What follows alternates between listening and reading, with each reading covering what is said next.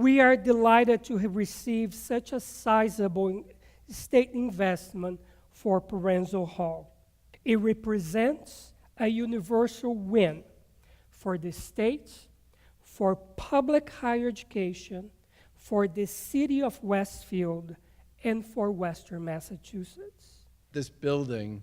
is a great statement about why this legislation was so important and why we want to thank our colleagues in the legislature and all of those of you who advocated on behalf of getting this bill done. Today is a great day to celebrate the beginning of a new building that's needed, but it's also a day for us to say thank you, working in partnership with you to continue to innovate in our classrooms, make sure that our workforce is growing, and that we continue to be a powerhouse in terms of an economy and a commonwealth.